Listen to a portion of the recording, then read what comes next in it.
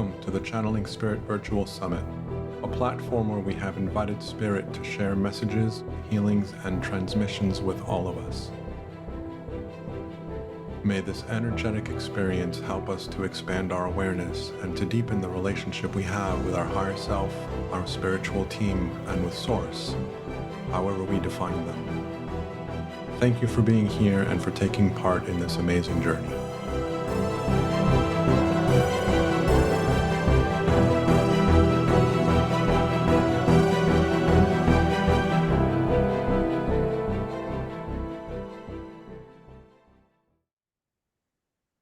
Hello and welcome to the Channeling Spirit Virtual Summit. My name is Daniel Martinez Stahl.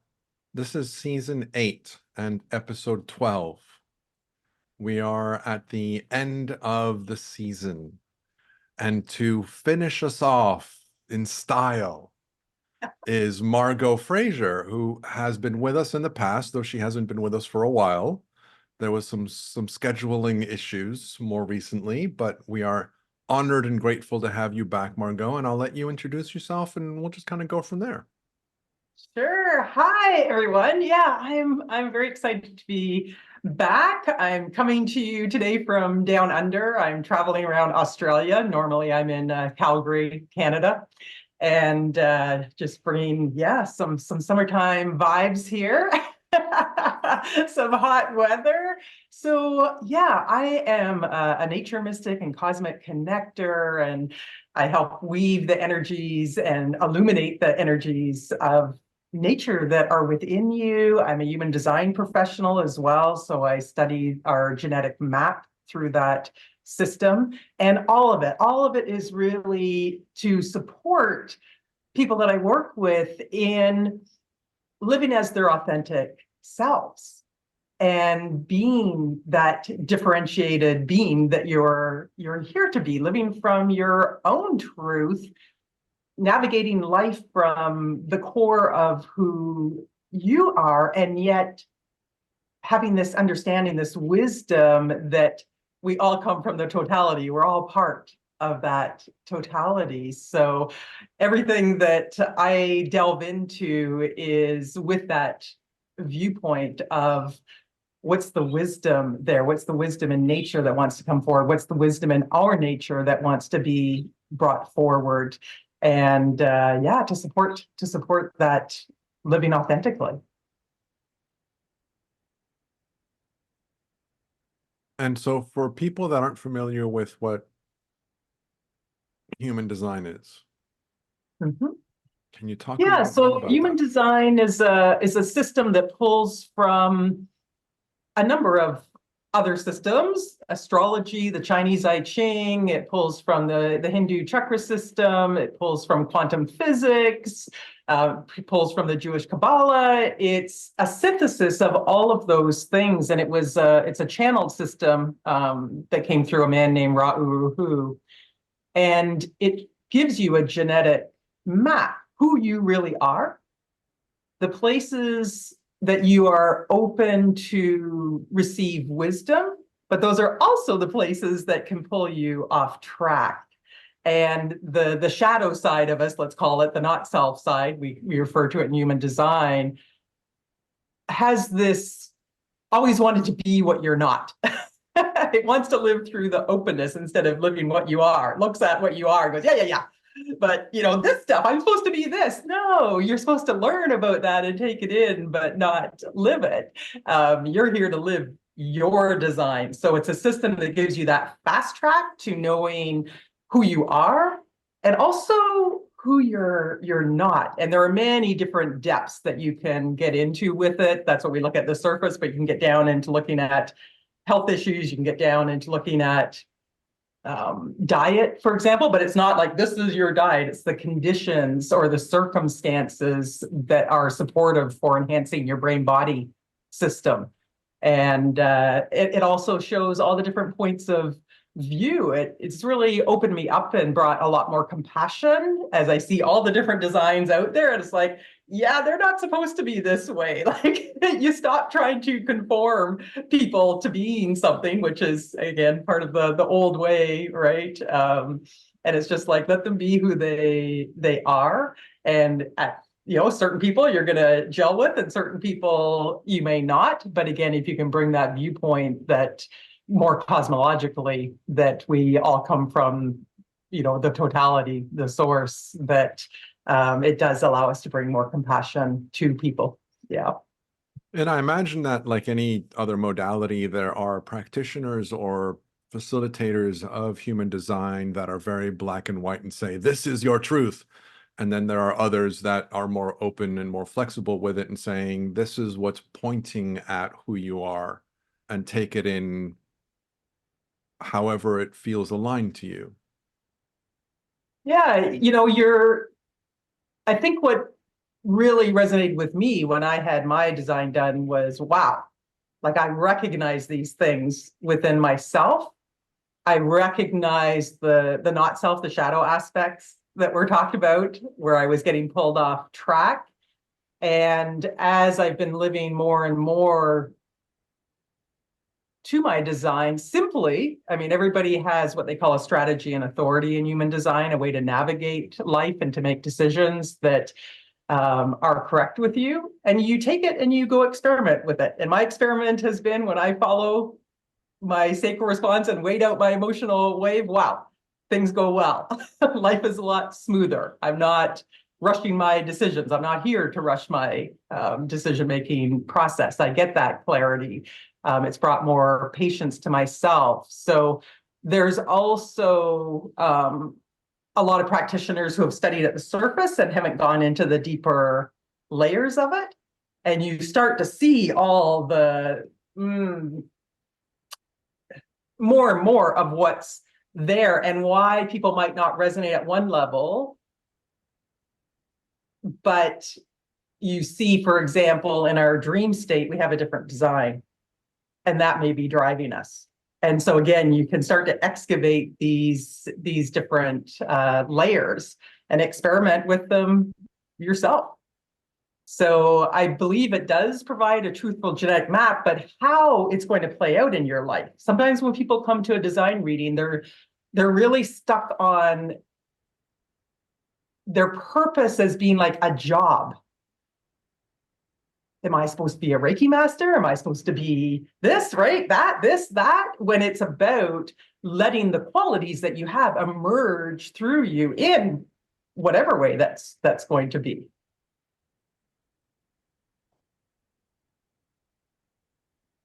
Beautiful.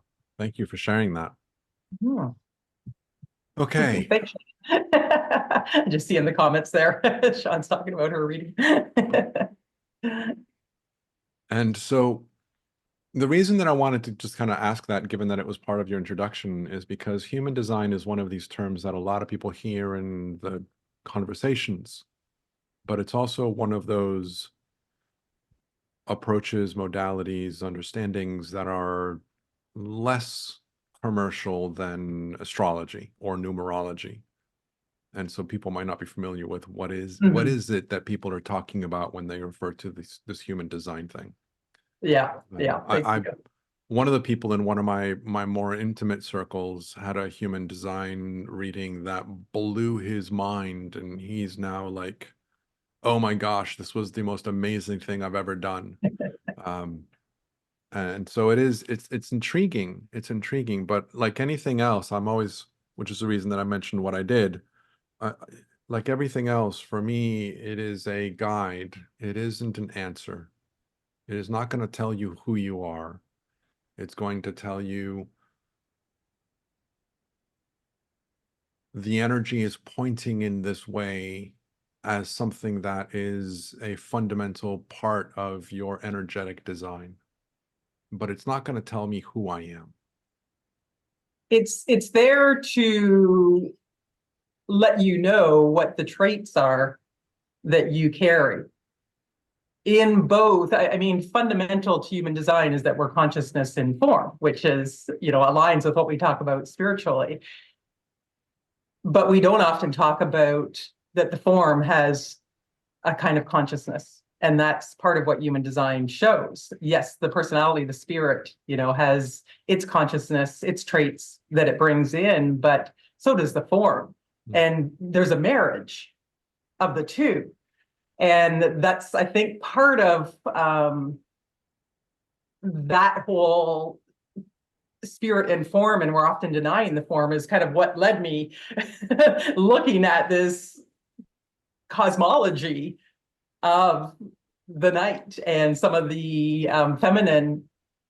divine feminine traits that got pushed aside as we've moved through time. So yeah, so it is going to give you a guide of what the traits are that you have, but how those are going to be expressed again, and the different perspectives. How that's going to emerge from you is going to be unique to you. And you just reminded me of something that I regularly talk about, which is the fact that my spiritual self has a personality, my human self has a personality, and my experience of Daniel is the symbiotic relationship of both working as one. And honoring that aspect where my physical body, my physical human has its characteristics, it has its own personality, it has its own framework, and so does my soul, so does my energetic self. I like that synergy, that recognition that both exist and that there is a separation of the two. Now, again, we're speaking of a metaphoric separation because there is no separation of the two. Exactly. It's just It's an illusion. The illusion speaking. of separateness. We talk about that in design. It's the illusion of separateness. Yes. And so it really lends us on this, or leads us on this path sometimes of, feeling that we don't belong because we're in this illusion of separateness often. And yeah, I think that's where human design helps people to see, you talk about the form traits because they're on the unconscious side. They're unconscious to the consciousness until you bring them into awareness. And once you do, and you start, oh yeah, and it kind of comes out of you, and it's like, oh, okay, I understand where that's, yes, that really is part of me. And other things might come out of you, and then you catch yourself and you go, whoa, that was my not self. That was the conditioning that we're all exposed to, right? We're all taking in, as we interact with other people, frequencies. They move through us of other people, and the transit field, the cosmic weather, through the neutrino stream, these subatomic particles that are moving through us at trillions per square inch per second every day. This is one of the fundamental things of human design. When Ra received the information, he was told neutrinos have mass. At that time, science was saying neutrinos don't have mass. And it wasn't until the late 90s that it was published, oh, we found neutrinos have mass. Now we're kind of at a place where they would say they have mass, but they don't do anything. But mass interacts with mass. So as they move through us, there's an information exchange. We're gaining wisdom from the world and from each other. And this also leads into why it's so important to watch not to watch, but to be mindful of our actions, our thoughts, because they're getting carried back out and impacting others. So yeah, I think, as I say, for me, it's like a fast track to understanding what's truly our genetic traits and what's not, and then going and experimenting. Yeah. Go and experiment with your strategy and authority and see how it works for you. And that takes some practice. It takes moving down into the body, because it's the body that carries the information about, or perceives what's correct for you and what's not. And we've been so taught to rationalize, make our pros and cons lists, right? This and this and this. Yes, the rational mind. I love Einstein's quote, which I can't remember it perfectly now, but it's about the rational mind being a servant to the intuition, not to be the master, kind of thing. So yeah, being in the allowing of what the form wants to bring through, and its guidance in the way, and its voice, per se, which isn't always a voice that you hear. It might be a movement, a pull forward.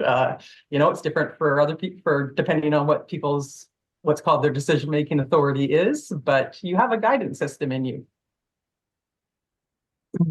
There's a question that I want to bring up, which will follow my little story to lead up to it.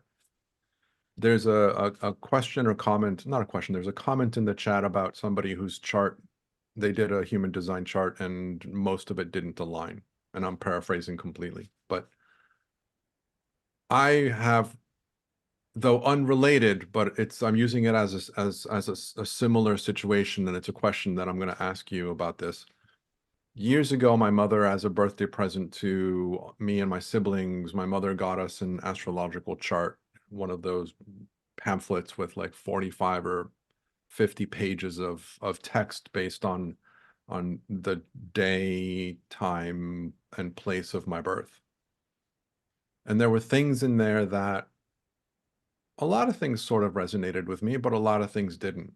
And some things that were said felt so limiting and so restrictive that unfortunately I kind of held on to that as a belief of, well, if the chart said it, then this must be what I'm destined for. And I held on to it as I unwillingly held on to it as a underlying possibility that I never fully released and let go of. About a couple of years ago, I ended up doing my chart with Kitty Foss, who was a speaker on the summit, and she was the beginning of the season. And I mentioned this to her, and I mentioned what was said, what I remember was said about my chart and what was said. And she said to me, "Oh, I can see how one could have interpreted it that way, but that's not the way that I see it. The way that I see it is dot, dot, dot, dot, dot." And what she said was very assuring and supportive, not here's a limitation that is a part of your design. And so my question, again, with regards to human design is, and people that say, oh, I got my chart pulled, but it was inaccurate, how much of it is the practitioner that's interpreting the information and then sharing it with you? Because I don't know anything about human design. I've never done a chart, so I don't know how much of it is, here's some data, and then it's up to Margo to determine what that data means, to then tell me what that data means. Yeah, so what happens sometimes is people do a similar thing with human design. You can get like a paper report per se, but that's going to give you the individual qualities, but not into an integrated whole. That's the job of the practitioner, to bring it into wholeness. And that can be missing. And also, of course, experience, right? Seeing how different things play out. And the traits that we have, yes, we have what are called bookends, exaltation and detriments, but there's a continuum within them. It's not just a this or that, a black and a white. And if there's an interpretation of black and white, that's going to be, that may kind of lead you off track.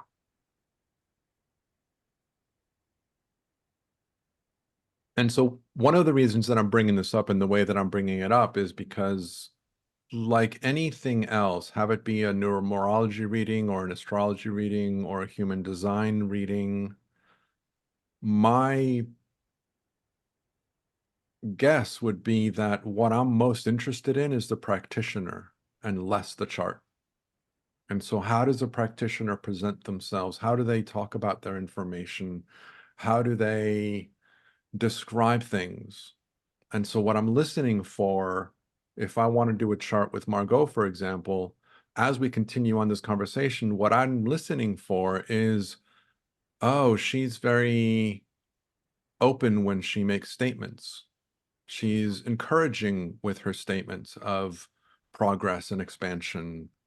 That's really interesting to me. If I'm listening to somebody and they talk about lack and limitation, then that's going to put me off personally, because that's one of the things that I look for in terms of my own discernment of who it is that I want to work with. I don't want to work with people that talk about lack and limitation. I want to work with people that are more focused on possibilities and expansion, and looking at the energy that exists within me to support my expansion, not to tell me, oh, the energy is telling you that you're never going to make money, for example, because you're born on such and such a day and such a time, and therefore you're never going to have a lot of money. And that's the example that I literally was in the book that I read. Mm, And I'm using that as an example very clearly and very directly and very upfront. There are yeah. people that will speak in this way. And when I am discerning whether or not I want to work with somebody and I want to play with them, to have them give me a quote unquote reading of any kind, my discernment is listening for how they present information. Are they presenting black and white, very kind of generic, this is what I am told, this is what this means?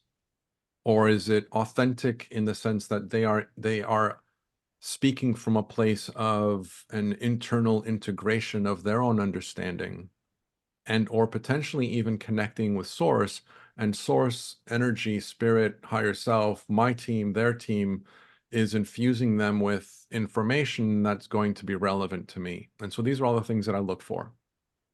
Now, having never done a human design chart with Margo, I have had a number of conversations with her where I would feel comfortable doing that because I know how she works. I know how she interprets. I know how she describes. And I've always been impressed with our conversations. And so I would be comfortable with saying, okay, let's do a human design chart. Um, so anyway, I just wanted to share that because like anything else, you are going to hear people saying, oh, I did a human design chart and it didn't align. Well, I wouldn't say that that's because it's human design. I would say it's more likely the practitioner that you worked with either wasn't experienced enough, either wasn't aligned to you, which is another aspect of the equation, um, and or their style and their way of working isn't aligned to you. And so there's a number of different variables, and I wouldn't say that human design doesn't work or astrology doesn't work or numerology doesn't work. Um, so just as an FYI. Yes. And there's Yes. also, yes, and there's also technical information that, again, if people haven't gone deeper into it, the very first thing I'm looking at with a chart is to see how close they are to a shift in some of the major parts of their chart, right? Because it is like astrology, I need the birth time, place, and date. And even if someone's pulling, oh, I'm certain it's on my birth certificate, we don't know what was going on. Did they look at the clock at exactly the time? And in human design is when the last little bit of the baby comes out, right? So sometimes there's also a fundamental date issue. And so if people are really close to a major change in their chart, I let them know that, like, if you were born a minute earlier than that, your chart changes in this way, in a substantial way. And so There's sometimes that can come into play as well. there's a question in the chat that I'm going to address, and the guys in the live um, event are chatting amongst themselves, I see that. which is fine. Um, but I'm not really following the chat because there's a lot of stuff between each other, and so I'm kind of missing stuff there. So I will just kind of say, guys, if you do want to chat between yourselves, it's hard for me to see if somebody asks us a question because then it gets lost within that chat. But there is a comment here that I do want to bring up, which is how can anybody really tell another what they are feeling or how they are living their lives? And again, I'm going to share my 2 cents because I'm very adamant about this in terms of communicating with people and educating them on what to look for. Discernment is really, really important on any of our spiritual journeys. I would say that nobody can tell me what I am feeling or how I am living my life. However, somebody can look at the planets, someone can look at the name that I was given, someone can look at the time and place of my birth and use models like human design to tell me information about the propensity of my personality based on when I was born and where I was born at the time that I was born. Because the day and time that I was born is aligned to the planets and is aligned to the cosmos. And one could argue that the planets are aligned where they are because I was being born. So you can flip it. Instead of saying the planets are where they are and I'm born and the planets are influencing me, you can actually flip it. And you can say you are being born at this time, and because of your birth at this time and at this place, everything else needed to be in place to align with who you are and who you were coming in as. And so these tools and these models are a reflection of you, as opposed to you being a reflection of where the planets are. Does that make sense? But no one can tell me who I am, and no one can tell me how I'm living my life or how I'm supposed to live my life. But people can tell me, and I'm open to hearing that there are energies at play that I am likely more attracted to than others. Now, I personally I don't align with the idea of the inner child very much. I've mentioned this on a couple of occasions. This is me personally, and I've got my own reasons for it and whatever. And when I was doing my reading with Kitty, she said something that I thought was interesting. She didn't know this about me before, and she said, "Oh, look, the house where the inner child is represented is empty." And she said, what that oftentimes means is that you've already done all of your work for the inner child, quote unquote. And so I didn't need that in this lifetime. And so I didn't bring that into my chart. And I'm using this as an example. Now, she isn't telling me that inner child work isn't useful for me. What she's telling me is, oh, this indicates that this isn't an energy that's really applicable to you or even interesting to you. Over to you, Margo. Yeah, I was just going to say, when you were talking about flipping things around, to me, it's a collaboration of the spirit and the cosmic, both of those sides coming together. Not necessarily, again, look at it this way or look at it that way, but as this collaborative process. And that, again, is a place I think that we want to be moving towards, right? This understanding of collaboration and cooperation is kind of part of what I want to talk about today, kind of segueing into moving away from this need to dominate and control and possess in an unhealthy way these patriarchal influences that have been there, this philosophy that's rooted in those and the this and the that. Right? There's a very different point of view, let's say, a perspective that you have in coming into form here. And yes, I've got a spirit and I've got a form, and we're in this marriage that's, there's the illusion of separateness, but there is this marriage of both for all that it offers in this incarnation. And the collaboration of that frequency of collaboration and cooperation really wanting to come through now. And the perspective's quite different if you are rooted in the wisdom of oneness, or if you're rooted in this and that duality and those are the roots, there's always going to be a battle, right? This against that.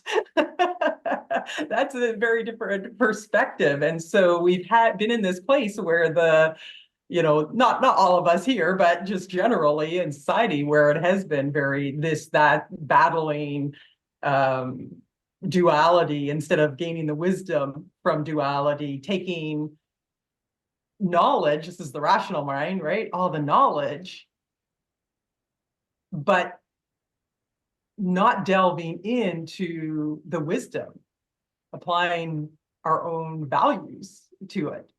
What is the wisdom that wants to come from that?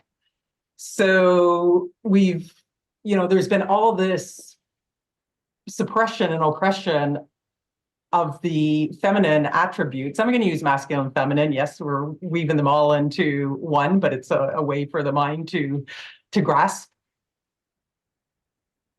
And so I've been kind of delving back into like, what's the original cosmology? I can't look at all cultures, but there's certain people that I follow that are going back into certain areas. And, everything coming from night, or everything, night was there first, or chaos was there first. And for those who aren't aware, goddess chaos is feminine.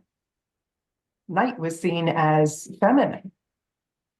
And chaos originally was not all this disorder. It was the void, the chasm. And bringing into form, Gaia. And so there's a beautiful frequencies and lessons, these powers of nature that we need to reconnect with and reclaim, because under the patriarchal forces, and again, that I've defined what the philosophy of that is, there was fear of the night, fear of disorder. Everything needs to be ordered. We got to control everything. We got to control the creative force. You can't have this wild feminine, at that time, the birthing process that, yes, of course, the masculine has a part of, but the carrying, the birthing, comes through the feminine, the female. And all this, we got to control it. We got to control it. So it's time now, in a deeper way, to really reclaim our connection with night as this beautiful place from which we can birth and manifest. And even science now, with understanding the neutrinos and the subatomic particles, where they thought space was empty at one time. Space was empty. It's not. It's full of potential. And when the right conditions come together, boom, there's a spark. There's conception of something new that can turn into a birthing. It's interesting. This is just a slight aside, since we talked about human design, but in human design, the Big Bang was conception. We're still in gestation. The birthing hasn't happened yet.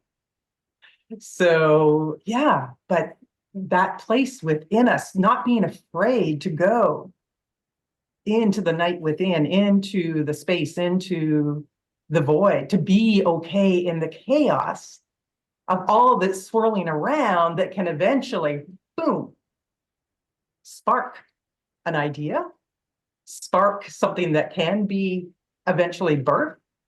But there's a lot of history of fear. And again, the suppression and oppression of those more feminine, receptive, transformational creation frequencies that can be sitting in our timelines, sitting in our field. Sometimes we're conscious, sometimes we're not of them. And again, can slow us down from moving into this beautiful marriage of spirit and form. And that's kind of what has had me go back and look at, okay, what were some of the origin stories here? And what what happened there? Oh, all this fear came in. So yeah, it's kind of delving through this. This is the work that we do, right? Dissolving these layers or working through these layers of what's not self, what's not aligned, what's not true within ourselves and in the bigger whole. And these are forces and frequencies. Again, they're powers of nature. And we are nature. We're part of nature. That I'm feeling really want to be awakened in a bigger way within us. So I think it's a very interesting time because there's a lot of shifting that's occurring. Everyone here, right? All the work that you're doing is participating in that, making those shifts to awaken consciousness. And yet we have the gripping on of the old, right? Whoops, something just happened there. Got it. Okay. The gripping on of the old ways.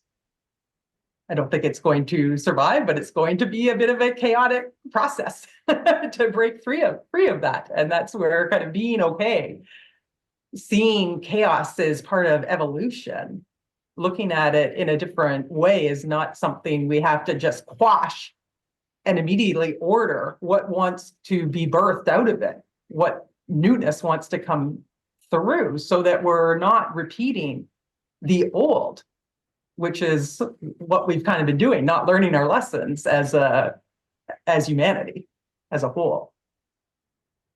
So yeah, that's a bit of what I've been delving into.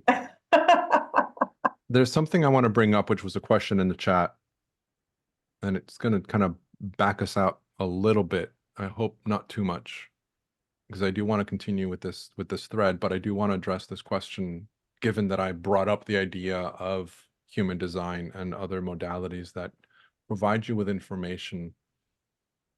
There's a comment here about, if I am stuck, these modalities, and I'm paraphrasing, might be able to provide an outside point of view that would help me to see my stuckness more clearly. Sometimes, for example, one can see the splinter in their hand, but might need some extra help to getting it out. And I think that this is a really helpful topic to bring up, regardless of what modality we're talking about, have it be past life regression, which I do, or in between life regressions, which I do, or Akashic readings, which I do, because I'm familiar with all of these modalities. But like anything else, they provide information for you to take something away. And so the way that I describe it is that when somebody is going through an experience of working with somebody else, that somebody else isn't going to tell them anything new. They're not going to teach them anything new. What they're going to do is they're going to present information to you that will hopefully awaken something within you where you get the insight and go, ah, yes, that aligns with me. That makes sense to me. That's exactly what I was looking for. But it isn't what the other person said as much as it is what awoke within you because of what they said. Now, who you choose to work with, have it be Margo, have it be myself, or have it be anybody else, will be more of a description of the alignment of how they work and how you relate to them and to their energy, so that there's more alignment in the work that you do together, the play that you do together, to awaken deeper within you information that will be more helpful to you. And your higher self and your spirit team, you can lean on them for guidance, because they are going to present you information and people that is perfect for you at this point in time. And so listening to that is really, really helpful. I don't know if you want to add anything else to that, Margo. Yeah, we have these shadow aspects that have kind of fractured off from the whole of us, per se, that they're there, they were designed, their objective was to take control or survive, to survive a situation or protect you in some way. And they've taken on a belief that is often a limiting belief, right? This worked, I survived, okay, this is how it works. And that old belief may not be serving you anymore. And it's keeping you held in a certain way of looking at, say, a situation or why or something is the way it is. And so when you're working with someone else and in a healing capacity, it's opening you up to the new perspectives that actually come from the truth of who you are. Right? We're working through the shadow aspect. Oh, and you start to see things in a different way. And so, yes, there is an offering of a different perspective. It is emerging. It's being evoked, let's say, through, as Daniel was speaking, the words, the information that's that the other may be bringing to you to support you in that. But it's within you. It's just awakening what's already there. Absolutely. And helping to clear out parts that were taken on that, hey, they were doing a good job. You survived. So we can't be down on ourselves about it. It's a transformational process. We're not saying, ooh, you bad aspects, let's cut you off. We're transforming those aspects into aligning with the truth of who you are. Whoops. This on your end, Daniel, this whiteboard thing? Whoops. Whoops, I can't hear you now. Sorry, I muted myself. The whiteboard appears automatically, and I don't know why. Oh. It's the second time that it did it. So Zoom I and thought its you were going to quirks. draw a little picture or something. Zoom and its quirks. So what I wanted to add to this is that, sometimes it's really helpful to work with somebody else because they present a different perspective, a different point of view. They help us to see things in a ways that we haven't seen before, or they present information that is new for us. And it's really, really helpful sometimes. I worked with somebody not too long ago who is a very experienced, very advanced soul playing a very advanced role here on Earth. And the work that we did came out that she had been able to go as far as she could go without some additional assistance from her spirit team. And so they helped to clear some things out that at the human level, she was only able to go so far. We are relational beings. We need to remember that. Again, I've kind of brought up the collaboration, the cooperation. We're here to learn and work with each other and learn from each other, and spirit teams, physical people. There's so many, different access points for us. We're not here to be everything to everyone, right? We all carry our unique gifts. But again, a lot of that, allowing the gifts we have to really express themselves through us has been quashed down in a lot of cases. So again, this is part of the process of moving through this and, allowing what wants to emerge through us to come through us without, again, being held back by the fears. Yes, a fear program, someone's referencing in the chat there, right? Yeah, very, very early on, the fears were instilled. Yeah. And so coming back again to being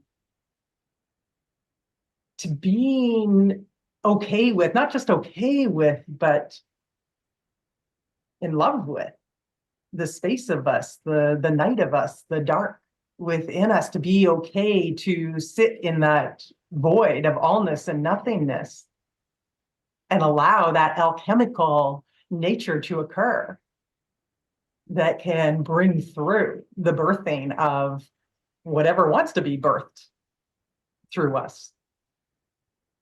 being the night, being all of that's why I'm kind of getting into these, these night chaos, being okay sitting in the chaos without getting into overwhelm, which is a lot of what happens now. We have more choices than we've ever had before, and it's beautiful. And yet sometimes we're getting lost in the chaos, unable to navigate through it. But we can work with these frequencies, for example, of the goddess chaos, to be able to sit within it and watch it and observe it and be receptive. Ah, okay. Be open to the timing, and that things don't all have to happen like this in our humanness, our human timeline here. So yeah, being okay with and really kind of understanding how many distortions were created, again, in the name of the patriarchal forces. It's really interesting coming forward and in the mythology and so on. People are maybe more familiar with the Norse mythology and Yggdrasil, the cosmic tree, and at its base were the fates.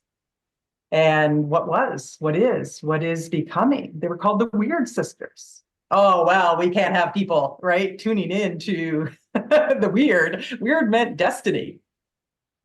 And it was literally, they have the one thing about the priesthood and the bishops and so on that were trying to shift things into their own worldview, is they changed definitions of things. So they made weird into something, oh, that's, something in quote the negative way of dark, and we don't want, that's freaky, and that's not something. And now it's like, let's bring it back, like, let's get into our weird, get into our destiny. Live your weird. Bring that out. So yeah, what are these forces within that want to emerge that have been suppressed? And how do we connect with these forces in a greater way? And one of the ways is through connecting with these goddesses that are within. It doesn't matter what your gender is, how you identify. We all have the yin yang principles within us. And being at home with them, being at home with form, right? How many people I hear that I work with that are like, oh, I'm just not comfortable in my body. I don't want to be here. I don't want to be in this earth realm. I want to get out, right? And yet we came into form for a reason, right? What happens with oneness? There's nothing to learn in oneness. Oneness just is. I love the invitation that I heard a couple of years back to recognize that accessing the divine masculine comes through the divine feminine. And I love that relationship.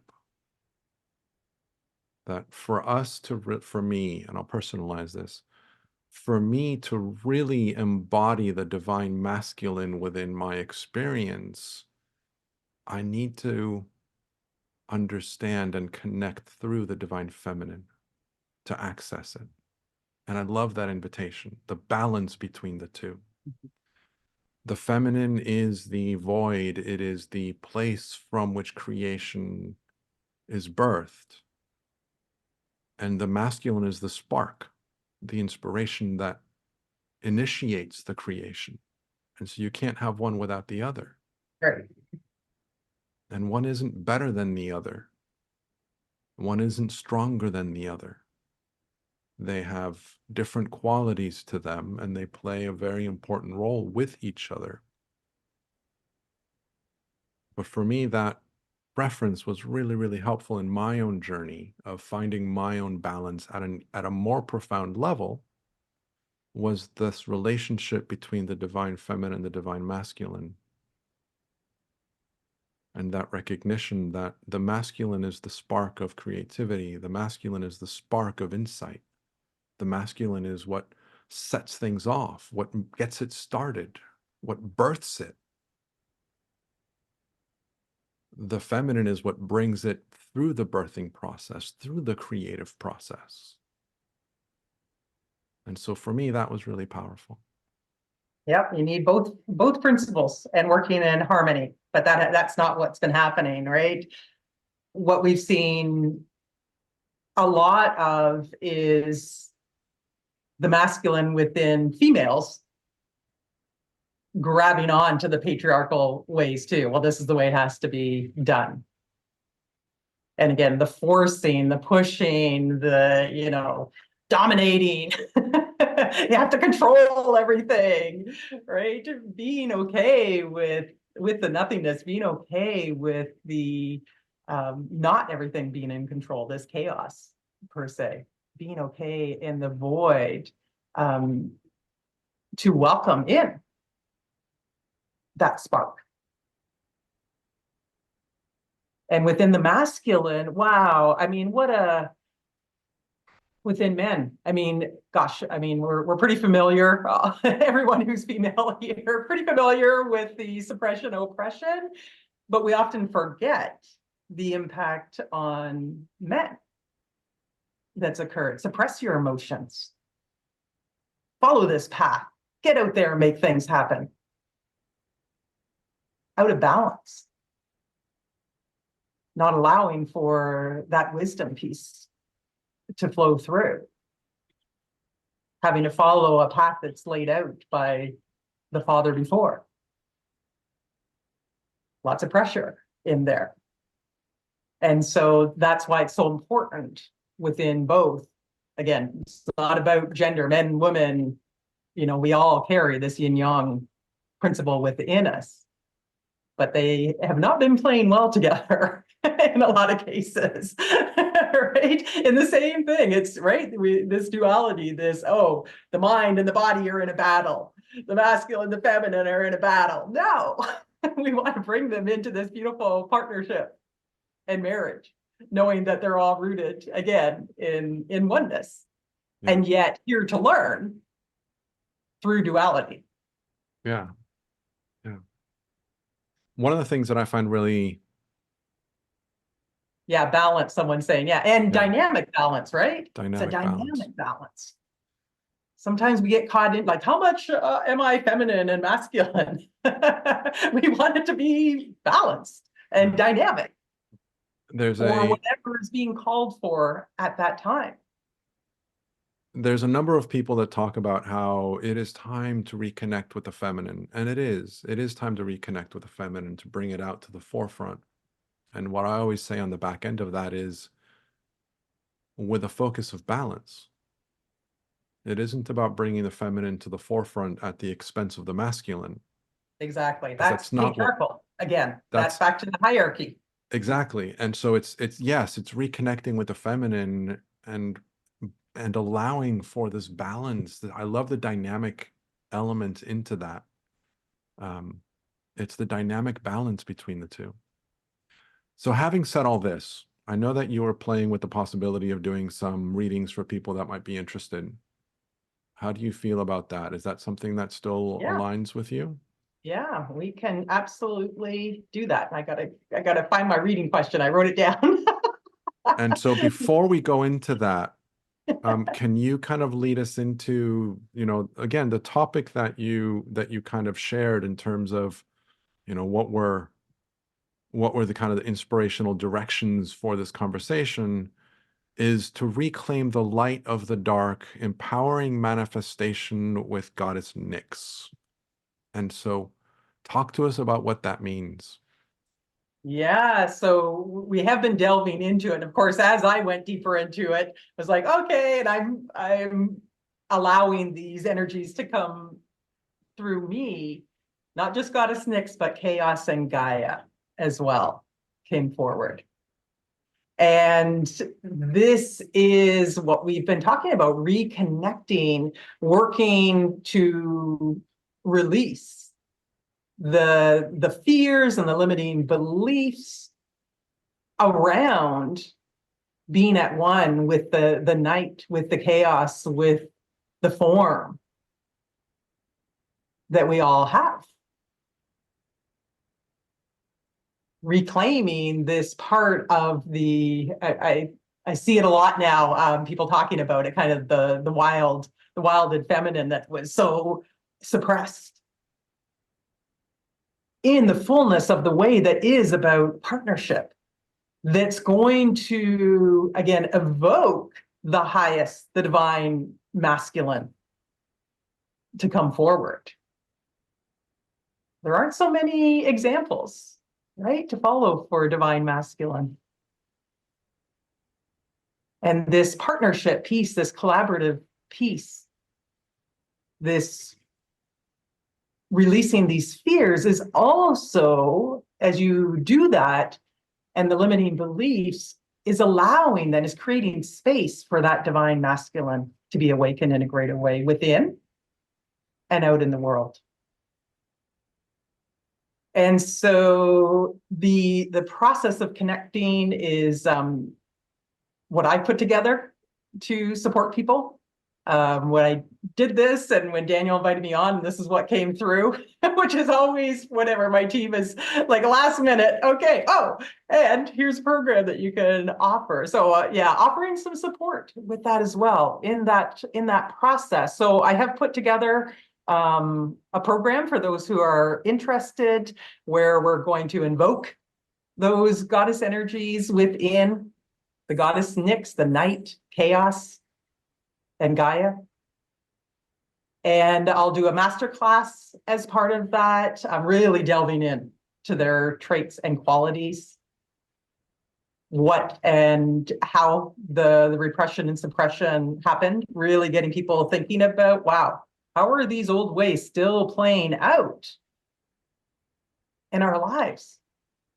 Bringing those into consciousness. Where are the places where we're still trying to control, for example? Females tends to be more through words. Right? May not have the same physical strength as the masculine, but boy, we can wield words like swords sometimes, for positive and not. Right?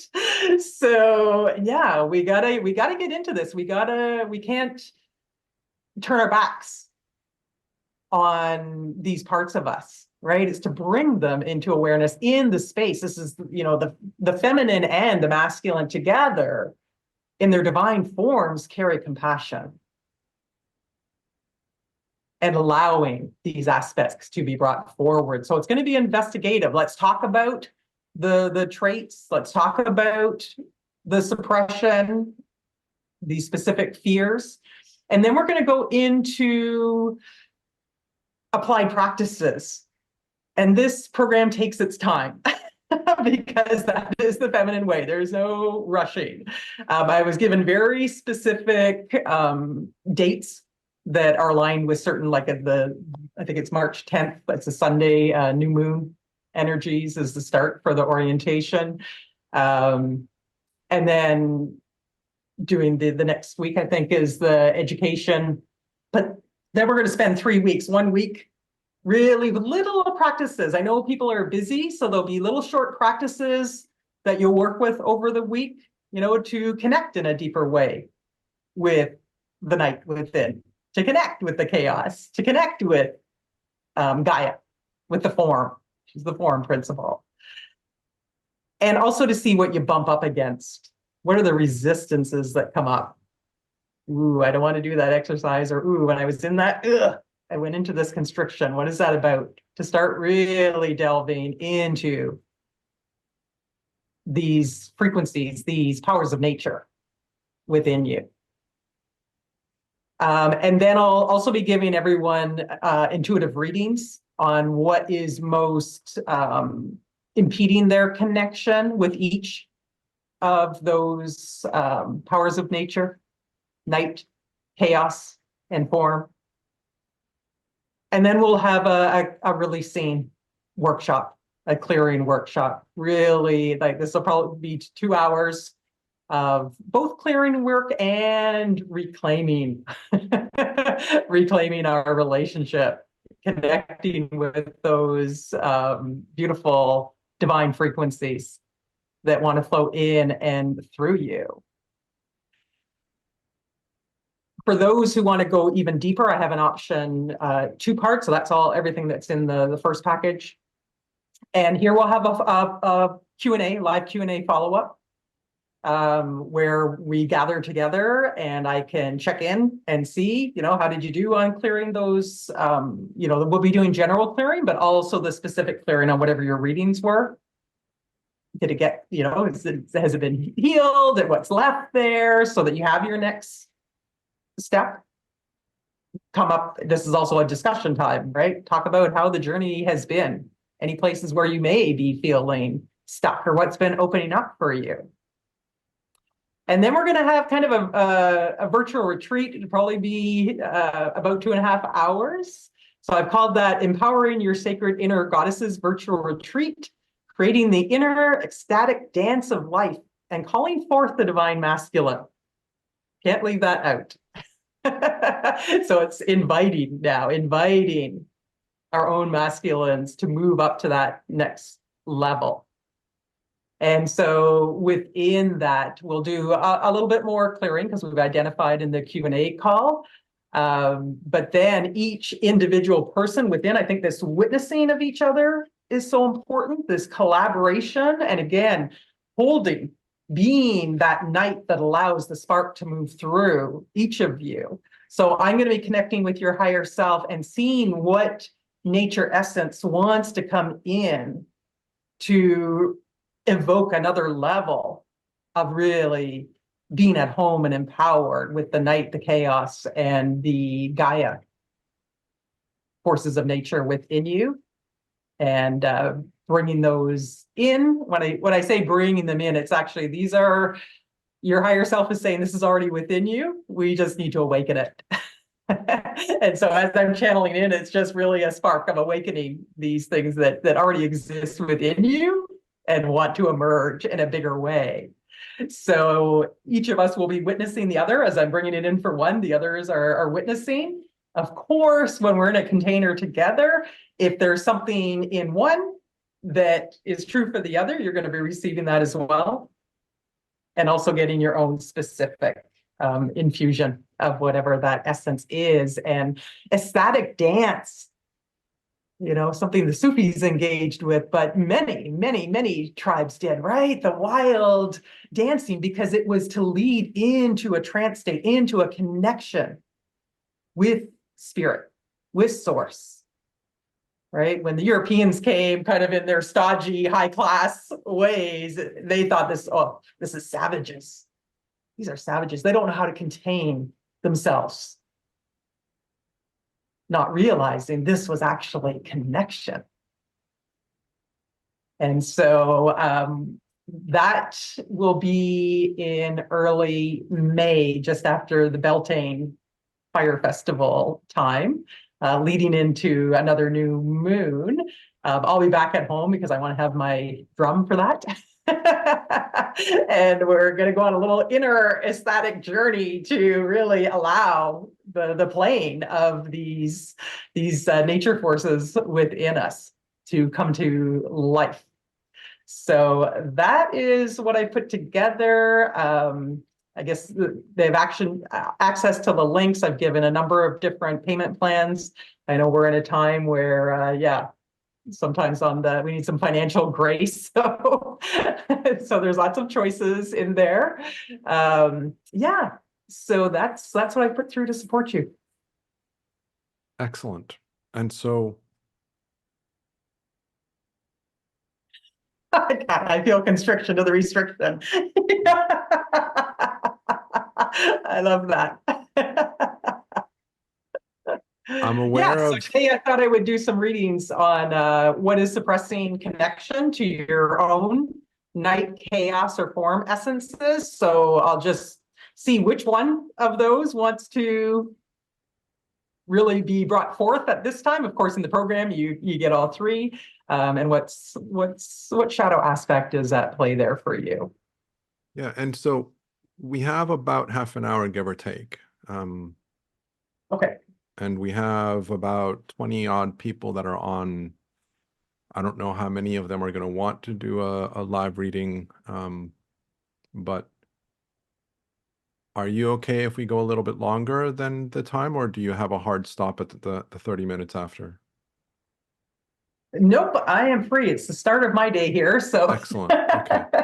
And so, it's all fine. And yeah, we'll do as many as we can. If I feel like I'm getting fatigued, I'll just let you know that we'll need to finish up, but we'll perfect. do And what we so can.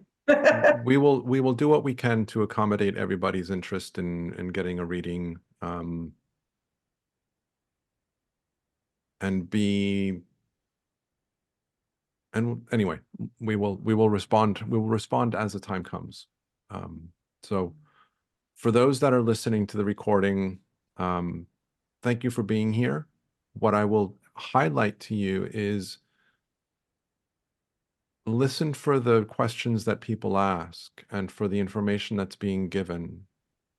If you resonate with something, that's for you too. And this goes for the people that are listening live as well. Just because Margot is responding to me doesn't mean that the message she's giving me is only for me. Spirit does what's called piggybacking. It's something that they do a lot, especially in these kinds of group environments, is your Yep. higher self, your spirit team will say like, oh, Margot's about to tell Daniel that. That's perfect for my charge. And so listen for things that align with you. Just because it's being said about me doesn't mean that it is only for me. Does that make sense for people? And I guess we'll just go from there. And so I will do my best to, why don't we do it this way? Okay. Just in terms of simplifying my life. Instead of putting some people with hands up and some people in the chat and me trying to figure out who came first, if you just actually, let's do it this way. All right. I will do my best to manage both, is what's coming through. So Kathy, do you want to go ahead and unmute yourself? Thank you. Thank you very much. Hi, Margo. Hi, Kathy. Welcome. Thank you. Yeah, I've just recently been introduced to your work and yeah, it's fascinating. Thank you. So I'm just, yeah, curious What do you for see? whatever comes up for me for a minute reading. Yeah, so we'll look for you. What suppressing connection to your own night chaos or form essence. So I'll just have everybody just take a nice full deep breath. Really just center within yourselves, grounding in. That just supports the flow of information coming through.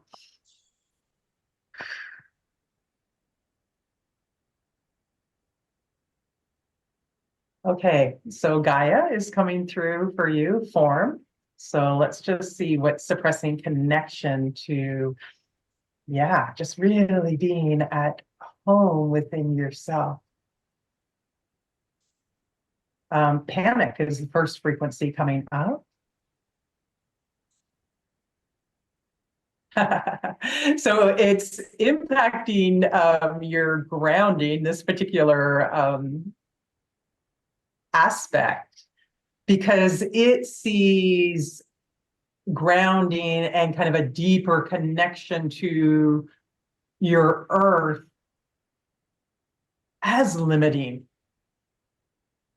Oh, the form is limiting. I just want to be expansive and out there, right? And yet again, the embodiment of the form is where we're going to be getting the lessons that the spirit will take forward in its eternal nature. And so this part is like, no, I don't want to be I don't want to be in there. So it's some resistance. I see like this little, like, I have an image kind of a spirit, like it's dipping its toes into the form. And like when you go into cold water, like, do I really want to go? Do I really want to get into this body fully or not? Like, and there's almost this kind of like, I don't want to say depression, but just like like the form. Again, there's limitations. So let's just see where this is rooted for you. It's rooted in your mother's genealogical lineage. 21 generations ago. Okay, and I'm seeing in that lineage, there actually was form limitation. They had some kind of physical restrictions. And so the form was, for them, was quite a burden. Like I see them, and in that time, right, the access, say, to being out in nature, all that kind of thing was so restricted. I just see this person looking out of this window and just being so sad. And so the form per se becomes something, yeah, that's just not a place they want to be. Okay. Yeah. So feel into that. If the program resonates with you, that'll support you as well. Okay. Thank you so much. Thank you. And so Sean Marie is next. Okay. Hi, Sean. Hi, All right. Margo. Let's just see for you. Night. Yeah, night right away. It's night. It's just being in that darkness per se. Yeah, this is a very much influence in your father's lineage about everything needs to be about the light, that the night is a place to fear. So it's that real fundamental taking in of the religious forces, what I'm hearing at the time. And the night is a scary place to be. This is quite far back. 73 generations ago on father's side. So just a fundamental, it's not okay. Everything is light. So it's just making a little bit of distortion for you, creating some distortion. I feel it. Yeah. Okay. So I really want you to be at home with the night within you, right? Yep, Being I had that to do some creative work, so being. I'm ready for it now. So Okay. Awesome. thank you. Thank you. So Julie, I put your hand down by accident trying to put down someone else's hand. You would be next if you want to unmute, or Margo can just speak to you. Yeah, that's fine. Thank you. Yes, any reading you can provide would be great. Sure. And I missed the name. Sorry. Julie. Julie. Hi. Okay. So Julie, let's just see for you what we've got. Night, chaos, or form. Chaos. Chaos coming up for you.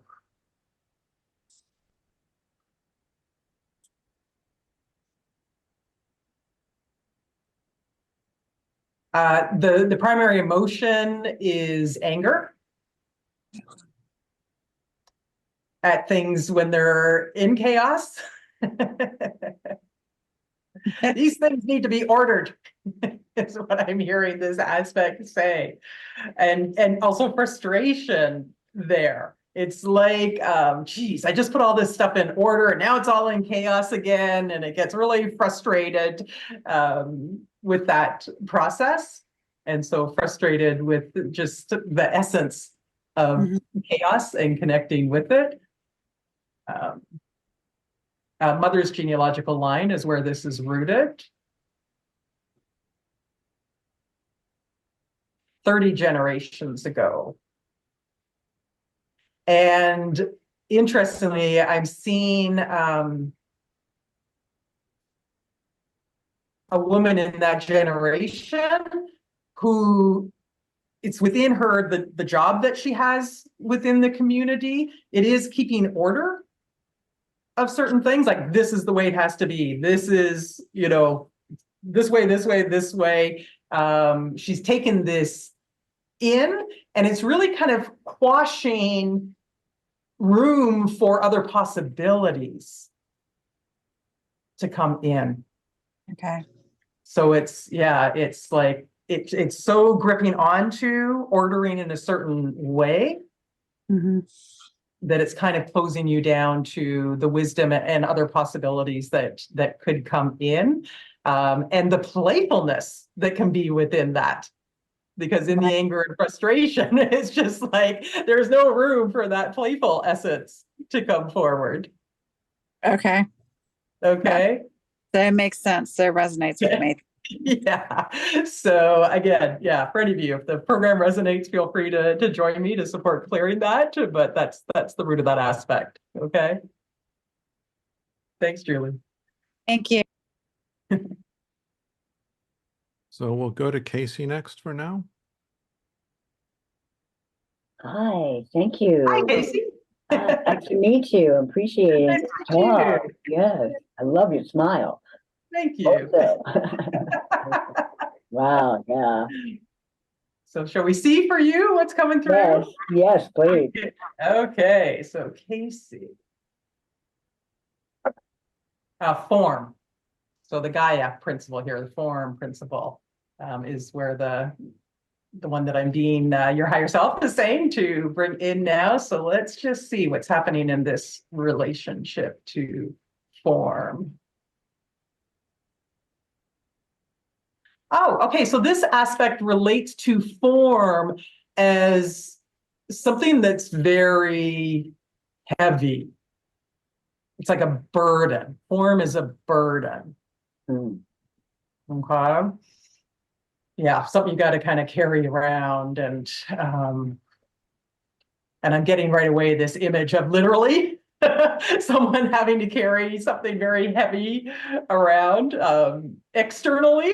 So they had this burden, but it was also a burden on their own form, that's creating resistance to that. So let's just see. Past life in this case. This comes from a past life. 23 past lives ago.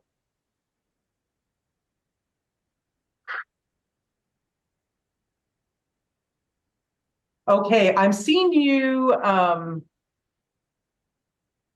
as a man in that time, and it's like something's being, oh, okay, so there's a double in here. Okay, so there is it's like a temple or something being built, and it's being built for a goddess, to worship a goddess. But his job is moving these very heavy stones into place. And so it's creating a double. It's not only a resistance to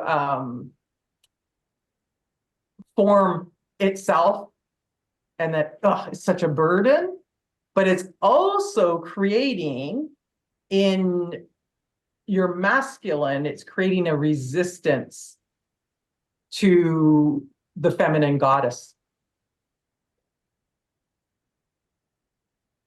Nature powers. So there's kind of two things happening there at once. A general resistance to, form is a burden. And two, it's creating in your own masculine energies, just doing things for the feminine is a burden. Wow. So it makes it more difficult for your masculine to be that protector and take that action from what the feminine receives and brings through. He puts up a little resistance to that. So it slows you down in your manifestation process. Wow. Yeah, I often feel like Sisyphus in the rock, so just relate. Okay, yeah. So I need past life clearing, is that it? Yeah, this is what we'll be doing in the program. So that's something that will support you if that calls to you. We'll be doing clearing on many different aspects, and the ones that come through for you. So absolutely, this is part of what's in that workshop, because many of these suppressive, oppressive forces on that feminine energy came from the outside masculine.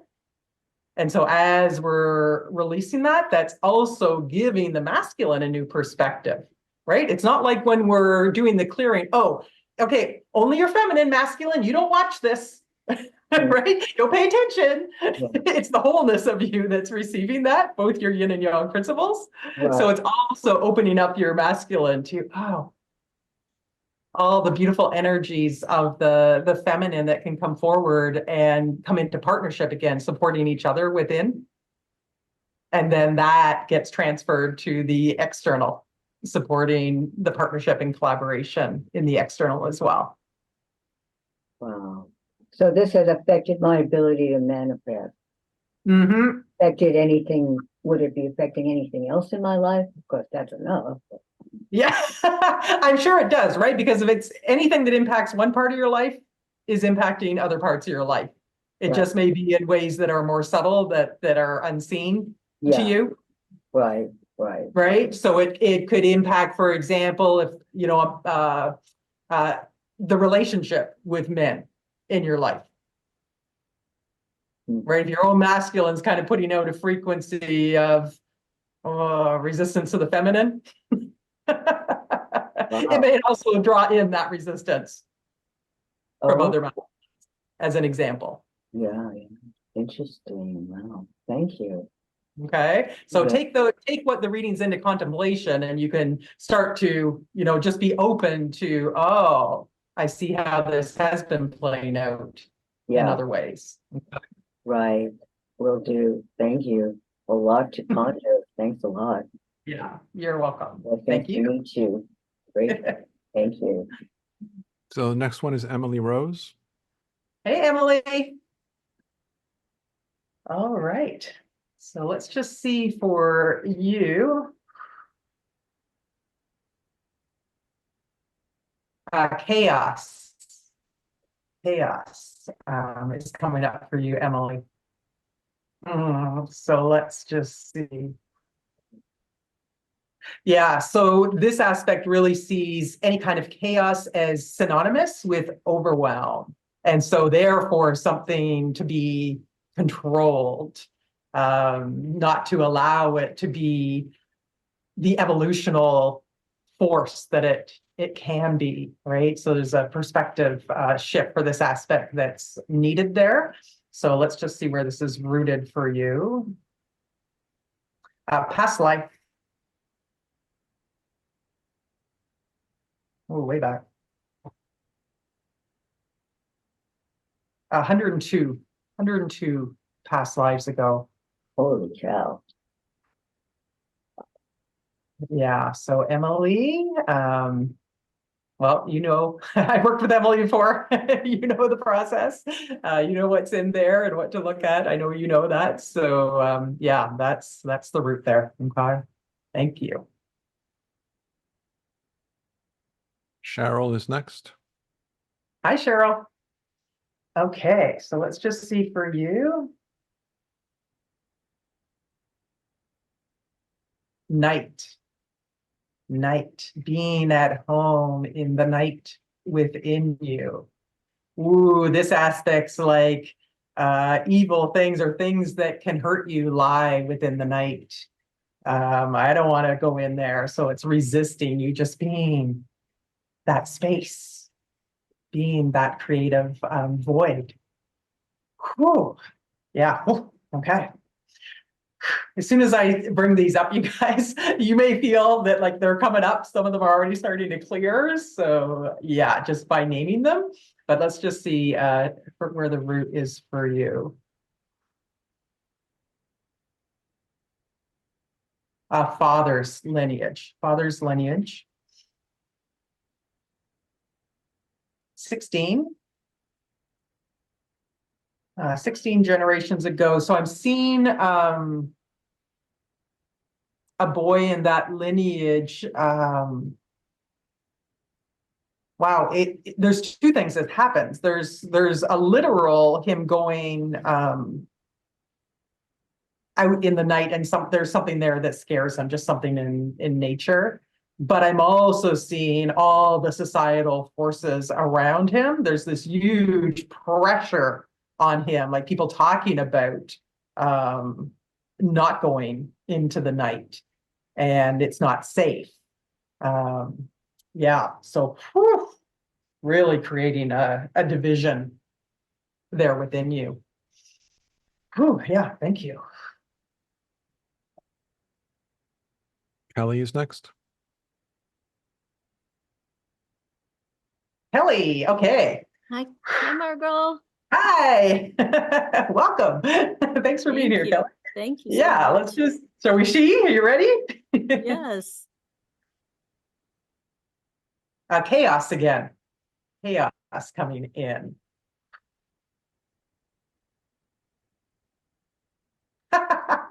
Okay, this aspect's way of dealing with chaos is to close its eyes, denying. It's something to close your eyes on. Like, it's just like, I see this aspect. Nope, nope, nope, not looking. And so it's creating some separation there. Like, I don't want to see the chaos out there. Oh my gosh. Okay. So yeah, a lot of fear energy. If I'm saying, like, what happens if you open your eyes to it and connect with it? I'm just getting all this fear energy.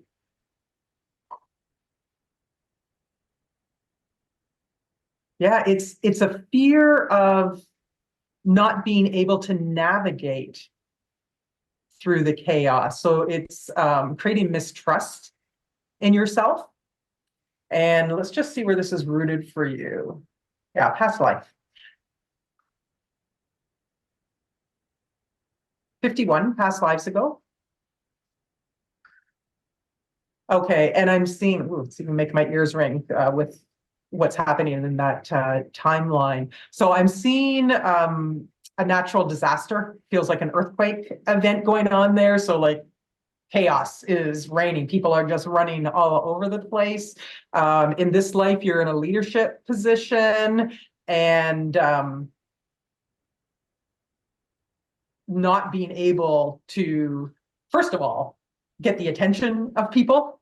It's like there's some wisdom there that you have, but people are in such fear, and it's like you in that time are getting overwhelmed by all this fear as well, and you can't get people to pay attention to what you have to offer and the knowings that you have to help them navigate and guide them through that situation.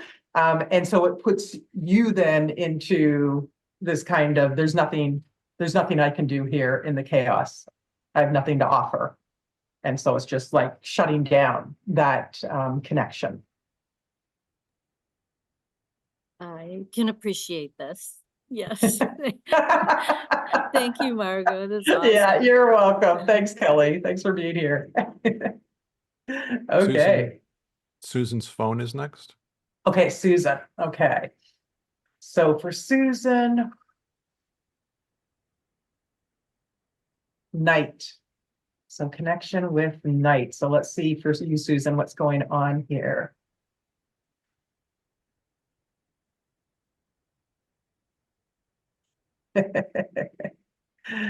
This aspect's even trying to block me from connecting with your higher self to get the information.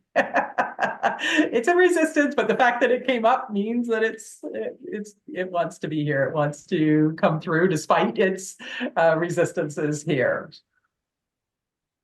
Oh, for this aspect, it's equating night with death. Night is equated with death, and death is something to fear. There's a lot of grief that this aspect is carrying. Okay, let's see where it's rooted. Mother's genealogical lineage. How far back?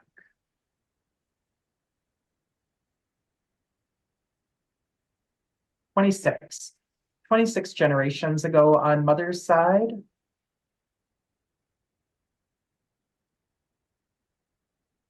It feels like there is some kind of disease or plague that's sweeping through. And someone very close to, it's a girl that I'm being drawn to within this generation. Oh, mother. mother dying in the night, and there's a huge amount of unprocessed grief at that time, and this fear of the night, of the darkness, of death coming in at that time. So lots of compassion needed to be brought to that little one in that time, to support healing that and moving through. But that's the root, and it's creating a separation, and it's been there for a while. So yeah, this aspect's kind of really resisting. It's like mentally, you understand, of course, the cycles, beginnings, middles, ends, life and death and so on. But this is kind of deep within, that's creating kind of this hidden resistance to connecting with the goddess of the night energies. Okay, thanks, Susan. Next one is Barbara. Barbara. Okay, Barbara, let's just see for you. Form. So Gaia, the form principle here. Wow, I'm seeing this aspect that's really like kind of beating up the form. So I'm not sure if sometimes you find yourself being self-critical, maybe of your own form. But this aspect, it's almost like it's really, let's just see what the emotional energy in there is. Anger. Oh, and it's beating it up to its way of getting the form to conform. So it's like it's trying to mold it like a hard piece of clay into what it wants it to be. So really it's interfering with this deeper, really coming into that love relationship with form and the form principle, and birthing into form in a greater way, really loving the whole process there. So let's just see the root of this. Father's lineage.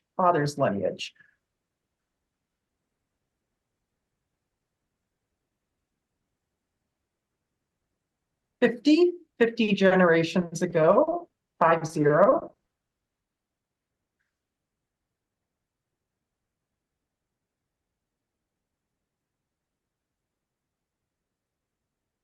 Okay, seeing an older boy in that lineage and really taking in this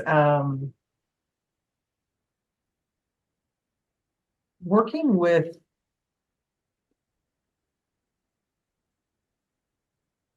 stone or something like that, but it's like you have to get it to do what you want, and just taking that in and applying it to everything. It's a very like energies from the outside, from society, culture, just like you need to control it. You're the one who determines what the form will be. There's no kind of room for the spirit to come through and guide the process, the wisdom to come through, and the connection to come through. We know with the greatest people that worked with form and sculptors and so on, they will tell you that it talks to them, right? It speaks to them. It lets the artists in that case know what it's meant to be. But there's something in this lineage that's about, no, you decide what it is. And very forceful, very critical. And also I'm seeing that boy being very criticized anytime he wants that emergence of the flow through him, that being suppressed and that kind of taking in as the way things are to be. Ooh, yeah. So Barbara, that's for you. Woo. Thank you very much. You're welcome. And D is next. D? D. Okay, D-E-E. thank you. Hi, D. Okay, let's just see for you.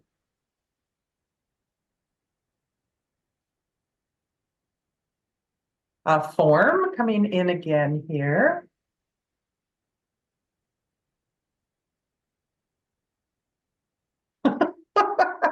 Okay, there's an aspect I'm being shown here. And remember, these aspects aren't the whole of you, but this aspect's like, no. Like I see spirit and form, like, no, I'm not going in there. Embodiment is just like a no to this particular aspect. Oh my gosh, it's like a little kid, like, no, I'm not doing that. So cute. All right. So let me just see what it thinks is going to happen. Oh, this aspect believes that the form cannot express the truth of your spirit. That the form is like a mask and can't bring through that expression. So it's resisting that beautiful marriage of spirit and form and the full embodiment. It's creating some disconnection. And of course, that'll create a disconnection with the Gaia essence within you. So let's just see where this is rooted. Past life.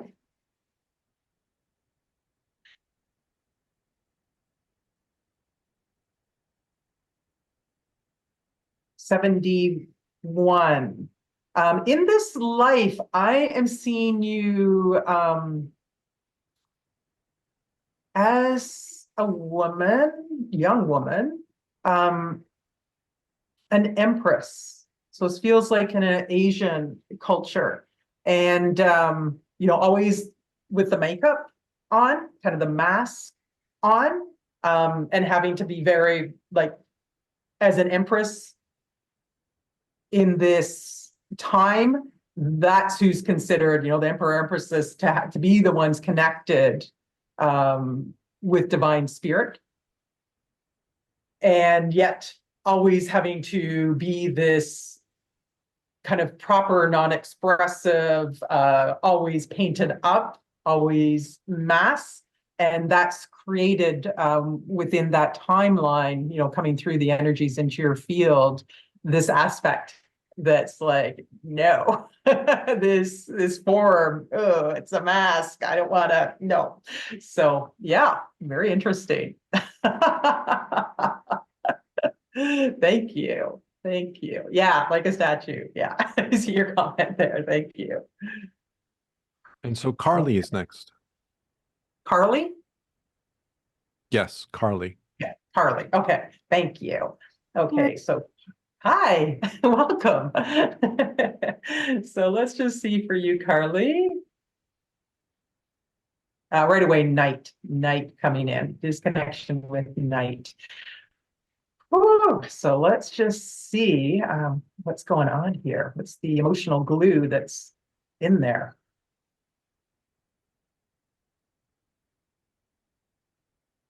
Resentment.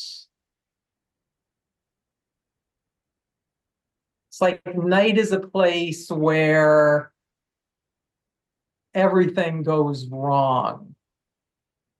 Night is this aspect is equating night with deception.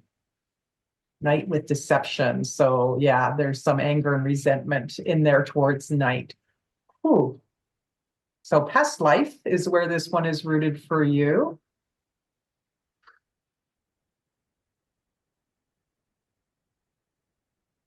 Okay, I'm seeing basically getting a bigger picture scene here where the community that you were in, and it feels, are you you're a man in this particular one, this particular lifetime, is being overtaken by opposing forces, and it's happening in the quote unquote stealth of the night.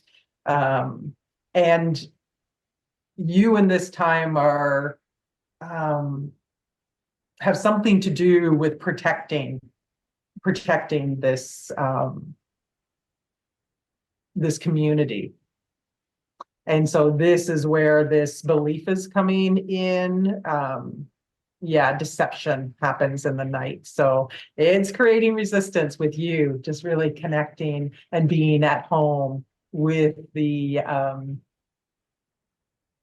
divine night frequencies. Okay. Sean Marie is after. You're So she's welcome. next. Sean? Sean Marie. Sean Marie, okay. Okay, Sean, let's just see for you. Chaos. Chaos coming up. Oh, yeah. So let's just see what this aspect relationship, first of all, to chaos is. Ooh, it's grumpy about chaos. Hate. This one hates chaos. Whew. Yeah, a lot of frustration this one has with chaos.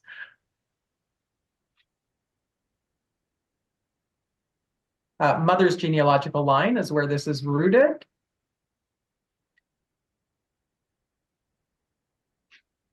Uh, 33 generations ago.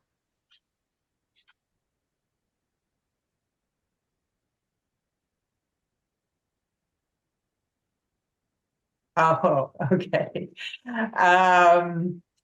I'm seeing, I mean, you know, at this time, this woman, wow, so many children, and it's just like chaos all the time. And I just see her being really worn down. There seems to be something in there about lack of support in the process there as well. So something going on with the masculine in that time. Yeah, and really coming into this hate energy of the chaos as a result of the situation that was coming in. And no, I need everything to be in order. It's also as a sub thing going on in there, creating a little resistance as well in the birthing process, birthing of your projects and what you want to create in the world. Like, oh, what if everything just gets out of control? Okay. Yeah, thank you. This is really funny. I have to say this because Daniel, sorry, had already called me I thought earlier, so. but it was so funny because you come up with chaos, and we've been in each other's energy before because you've done my human design reading, and I'm ready to learn more. But it's funny, my mom's generation wanted to come in because I've been really working with her stuff. So in my mind, I'm thinking like, okay, dad, dad, I'm okay with, but I'm like, mom, but it's funny, mom, spirit, I guess, wanted me to know this about my mother. Yep. That's why I was a like, lot I'm more pretty chaos sure than- but it's Yes. coming through to do it. So Yes. I'm not gonna, I'm just gonna go with it. That's amazing. Wow. Yeah, thanks, Sean. Totally resonates. Thank you. So Thank you. Ritzia. Sorry? Ritzia. Ritzia, okay. All right, so let's see for you. Yes. Hi, Thank you. is that the right Uh, pronunciation, Ritzia or Ritzia? I appreciation that would come forward. Thank you. Okay, let's just see.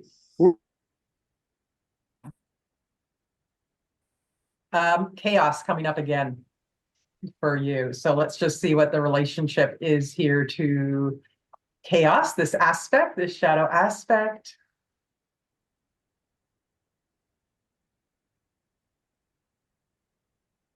Oh, there's actually a lot of grief that it's like getting lost in chaos. This aspect feels like it will get lost, that it doesn't have the ability to utilize that chaos in a supportive way, in an evolutionary way, that it's just not it can't work with chaos. It's kind of an interesting aspect because there's this real like working with chaos. That's just not for me, almost a little sadness in there about that. Kind of like what Daniel was talking about before, like being told something and taking it on as a fundamental truth. And then it's like, oh, that's not for me. Okay. I'm just getting a little love to that aspect there, because of course we're talking foundational nature forces that are within all of us here. Yeah, there's a hopelessness in there. So let's see where this one's rooted for you. Past life.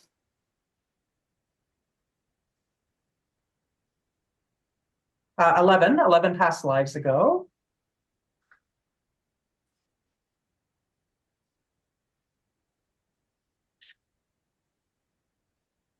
Okay, so, part of the experimental process, right? It's part of our humanness, experimenting with things, going through trial and error, and that could all be chaotic. I'm seeing originally you as, oh my gosh, almost like this little inventor, this little alchemist, and playing with different, they look like chemicals to me, but who knows what it really was in that time. Maybe it was chemistry.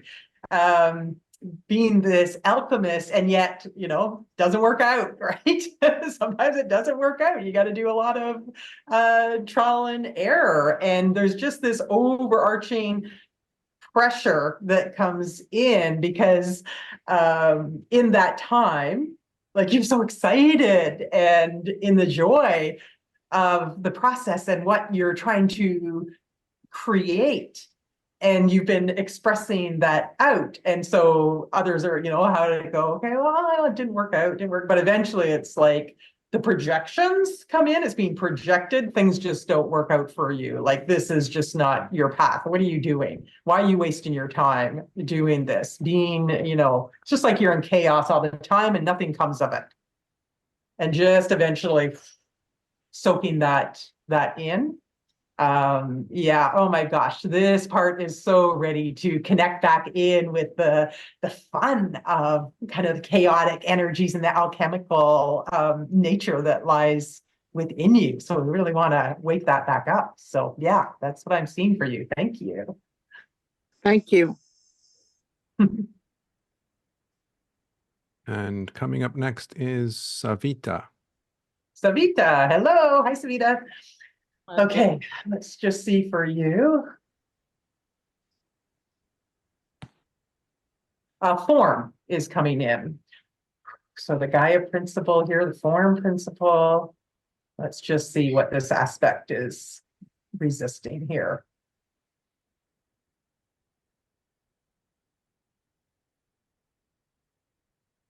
Interesting. This perspective of this aspect is the form is something to be managed, but not actually embodied. So this aspect kind of tries to keep itself outside of your form, kind of looking at it, critiquing it, managing from the outside, but not embodying.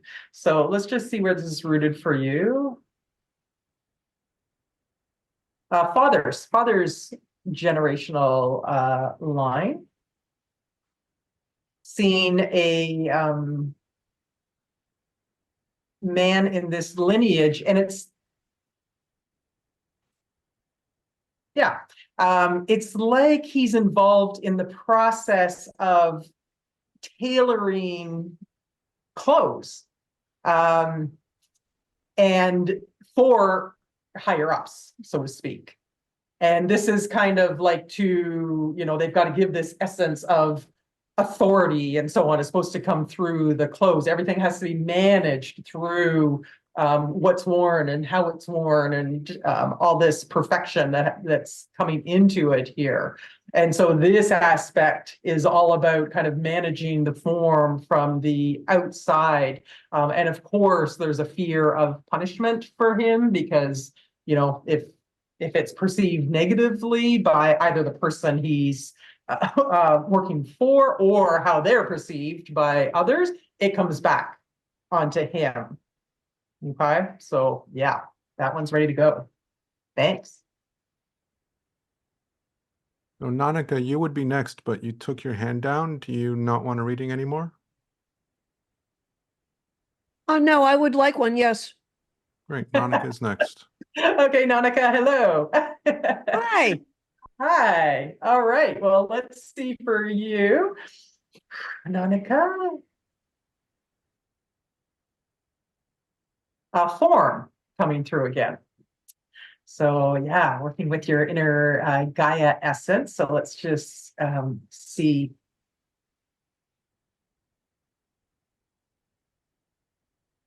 Oh, this aspect is actually not allowing full embodiment or limiting full embodiment because it's afraid of actually hurting the form. And the way it's coming through is this, I'm seeing like not wanting to hurt Gaia, right? Not wanting to hurt our Earth Mother. And so being afraid of making a misstep, and it's being translated into the body. So there's this fear energy in there, and there's also some grief energy in there. Past life, not very far back, feels like 2 past lives ago. Really, I see you in this life being very connected to the earth energies, but there's a lot of like really in awareness in this time of the destruction that's happening. Yeah, not knowing what to do. And yeah, grief, fear of the future of what's going to happen. And so it creates this disconnection. It's kind of a funny one, right? Because it's almost the opposite that's happened in that time, but taken in as not fully embodying, almost wanting to tread so lightly that the full embodiment's not coming in, and then getting those messages that the form wants to bring through for you is more difficult. Okay. Yes, thank you. Thank you. Thank you. I lost my place a little bit. Give me a second. Did we already do Julie? There's a message here that's unclear to me. Yeah. We did Julie, right? Okay. Yeah. Unless there's another one, but So then Tina would be next. Tina, yes, we have not done Tina. Hi, Tina. Okay, let's just see for you, Tina. Night. So let's just see what this aspect is.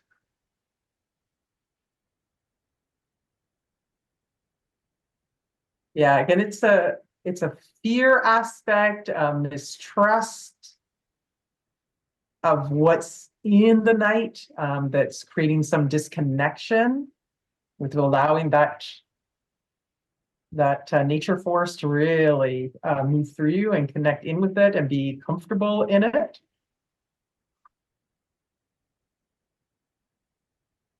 Mother's genealogical lineage is where this is coming through.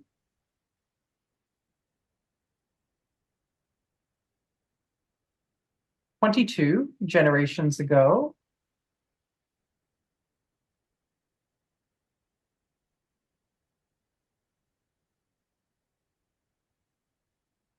Okay.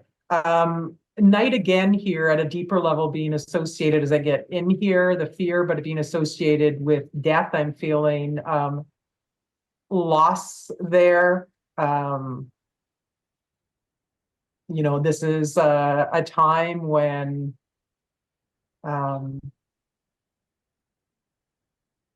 many births, many of the babies born didn't survive, and where for the mother? It was also pregnancy. Birth was, a lot of death through birth.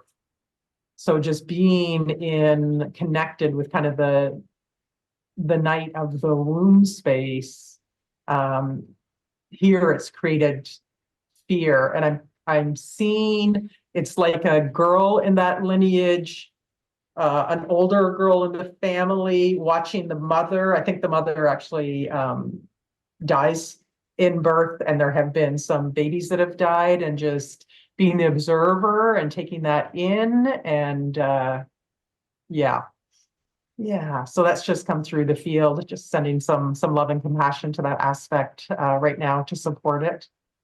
So yeah, but ready to be cleared so that you can really be at home with the night energy within you. Thank you. And then Roberta is next. Hey, Roberta. All right. Well, let's just see for you. Chaos is coming through here. Yeah, so let's just see what this aspect is all about.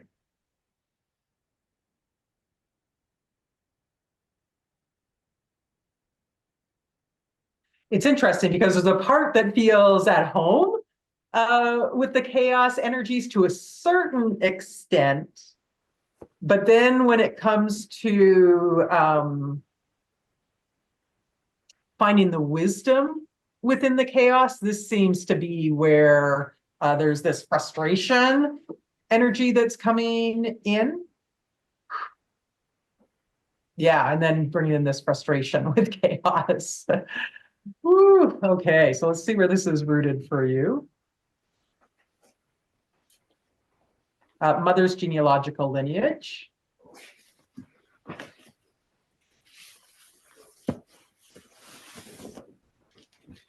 Okay, I'm seeing a woman in this time. It's pretty far back.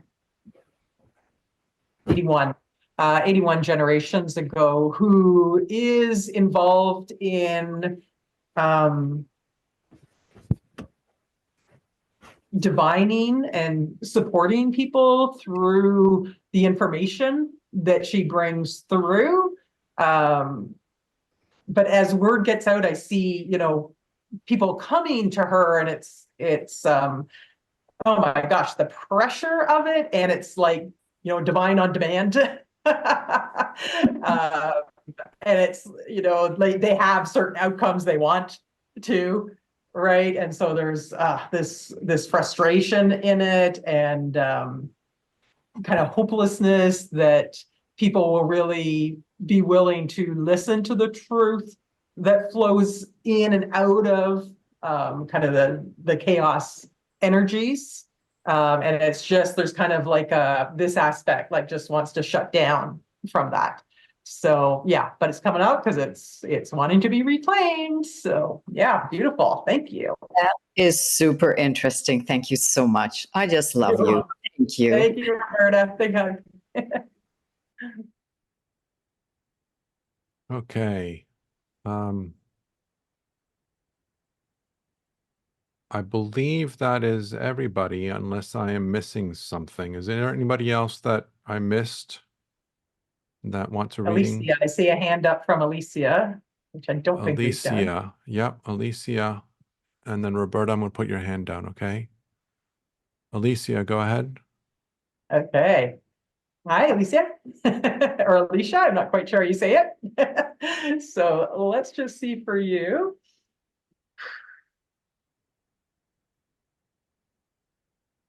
Form. So Gaia, embodiment here. Well, let's just see what the resistance is here.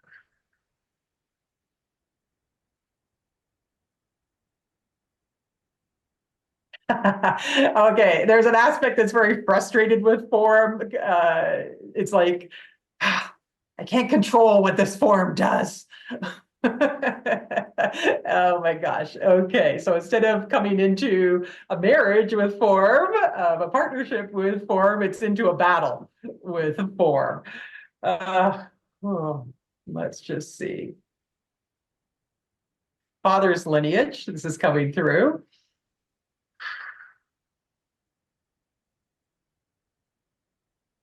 Uh, 12 generations ago. Being drawn to a young man in that that lineage who is with a young woman who is like, I mean, you know, you didn't always see this in this time, but she is very feisty and she's got her own mind, and all the conditioning he has is all about like controlling the form and, you know, dominating and all of that that's been, you know, come through the that patriarchal philosophy and point of view. And like, this is like a thorn in his side, so to speak, this one, but they've been partnered together. And wow, so for your, it's your masculine aspect of the masculine that's creating this resistance. It's why in the program we got to work through both the wholeness of us in the clearing part here. So yeah, that's ready to go so that they can come into harmony with each other. Yeah. Thanks for that. Okay, so I think everybody, there's a couple people that dropped off, but they didn't ask for a reading, so I'm not sure. I'm not sure if they wanted one, but I don't have their permission. So Yeah. You get the request. I don't see the request, and I'm looking for it to see if I missed it, but I don't see it. So Well, as we spoke about earlier, you know, if you are listening and you didn't get a reading, just feel into the ones that came through. yeah. And if something resonates with you, yep, it's for you too. Okay. We're all So interconnected. I think we're good. And so if I Awesome. missed anybody, I apologize. Please let me know, raise your hand or put a message in the chat. Let me put my face back on the screen. Yeah, so I hope that was helpful. I see lots of thank yous in the chat. So thank you so much, everyone. And if you feel invited or respond to the program, the offer, I'd love to have you join in with that. And it'll, you know, there'll be work to be done there, but also fun and bringing in that playful aspect as well. Sometimes we take the processes a little too seriously, and we also want to allow that playfulness is expanding. Yeah, beautiful. And so I know that there's been a topic that was brought up earlier in the season of the term work, because work isn't really the topic that, or the term that we want, that motivates us. Yeah, it's what your perspective is of it, right? What that word means to you, and we got quite work with drudgery and all this kind of stuff. So yes, there's evolutioning to be done. Let's say. Someone's asking about the generational time. So some people are trained in working with the timelines, which is why I give the root of where it is, because we want to extract. It helps to extract at the root, but you know, if you work on the clearing with any processes that you know, just be setting the intention that you're clearing it all the way through to the root. There's a question here. What time is the masterclass on the March 24th? I'm not 100% sure yet, because I typically will look and see where people are in the world and adjust the time so that as many people can, there's the potential for as many people to be there live as possible. Everything is recorded as well. I have an area on my website where I'll put all the replays, all the energies are encoded. If someone can't make a call, I'm still working with your energy. You'll hear me where it's something where I'm doing something specific for you. You'll hear me talking about it. So yeah. And so one thing that I want to bring up from my own experience, from things that I've learned from working and playing with spirit intimately, both through channels as well as through the spirit journeys that both Margo and I do in different ways. But from my perspective, spirit more than once has given me the reminder that when I get information, something like something that Cheryl is asking, the 16 generations ago info, is that just info or do I need to do something with that? I was once given information about a lifetime that was affecting me in this current lifetime, or that there was a residual relationship between that lifetime and this lifetime due to some lack of appreciation that I felt as a female form in that lifetime. And what Spirit told me was give gratitude for the life that they have lived. Give gratitude to the experience that they have gone through that has led you to be who you are and to experience the things that you are experiencing. And with that gratitude comes a release. With that gratitude comes an appreciation. With that gratitude comes the permission for them to release and to let go. And so for me, what I would encourage anybody and everybody that's listening to this is, if anybody gives you a reading of something that happened to your mother's timeline or your timeline, or you know, a future lifetime, or yourself as some other alien form, whatever information is given to you, you can always work with people that you're comfortable with to help you explore that in more detail in whatever modality they play with. And you can also call it, do the work yourself. You can give gratitude. You can give appreciation for the experience that they have gone through and are going through, so that you can benefit from that experience, which you are. And so whatever lifetime is associated with your current lifetime, they're going through that challenge so that you can have the benefit of that experience. And gain the wisdom here. And gain the wisdom. Gratitude and allow, ask, you know, you want to ask what wisdom, lessons, blessings, you know, those ones want to share with you. They've come forth through the readings, which is through your higher self, to partner with you. They're ready. Yeah. They're ready to let go of the limiting belief and those old emotional energies that aren't serving you anymore. And so it's another place where it's actually a partnership that's occurring to support the healing process from that place of gratitude, to support them in transforming and opening up, again, new possibilities for yourself as those old limiting beliefs are released. And as they're released, whether you do that back in the timeline, if you're trained in that, or do that in the present, you can, again, ask for any lessons, blessings, wisdom they have to guide you forward, and just be open to receive.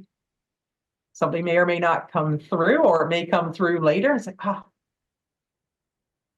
okay, got it. And there's another element to this, which Margo mentioned as well, which I'll just highlight in a slightly different way, which is the lifetime that I'm referencing in my own lineage, my own multidimensional self. It's possible that the consciousness in that lifetime is unable to do the transmutation, which is why it's coming to my timeline, because I can. And because I have the knowledge, I have the wisdom, I have the experience, I have the level of consciousness, whatever you want to play with, where I can actually help another aspect of my multidimensional self to release and move on, which for whatever the reason, either they can't, or they're unwilling to, or they need some extra support. And this is the beauty of our multidimensional self, how we help each other and support each other within our own individual experience of our own lineage, which in turn then also becomes a metaphor for how we help each other in our separate lineages. So I'll just leave you with that as something to play with, as an invitation. So Margo, thank you so much for staying later than the norm. I appreciate it, and I'm sure everybody that got a reading appreciated your generosity with that. Thank you. Thank you. My pleasure. My pleasure, everyone. I'm going to go sit with some really big crystals now. Go to the Shambhala Crystal Gardens, where this guy has like huge geodes, amethyst geodes that you can go be with and sit in. This one that's like huge, you can actually sit in. And That's amazing. yeah. That's amazing. So thank you again for coming to play. It's an honor to have you back, and have a wonderful time in your trip. Thank you. Thank you very much. Thanks, everyone. Thanks all of you that were here live or on the replay. And yeah, I will sign off. Thank you. And so I will leave you guys with this episode with being spirit, being human, and simply being from love. And what we will do is I'm going to pause the recording, and we're going to take a short little 5-minute break. And then I will come back and I'll do the closing ceremony for anybody that wants to stick around and be a part of that. They're usually short, but I will go with what comes through. And, you know, if people have questions, I can also use that time to go into a Q&A if that's what people want to do. So Margo, thank you very much. And I will talk to you soon in some way, shape, or form. I will reach out with things. And I will just put this on mute, and you guys can come back and join me if you feel up to it. And or you can always catch the recording if you want to come back later.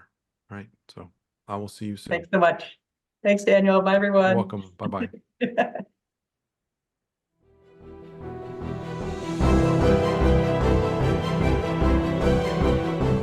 Thank you for being part of this incredible experience.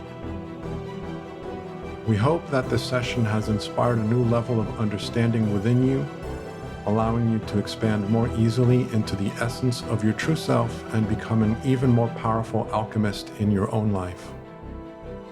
We invite you to listen to the session again and again in order to go deeper each time and expand even more. Have it be via the replays or the unlimited access package. If you have enjoyed being part of this event, we invite you to tell your friends so that they can join us in the future. We are grateful that you are here, and we thank you for co-creating this experience with us. Until next time, we leave you with being spirit, being human, and simply being from love.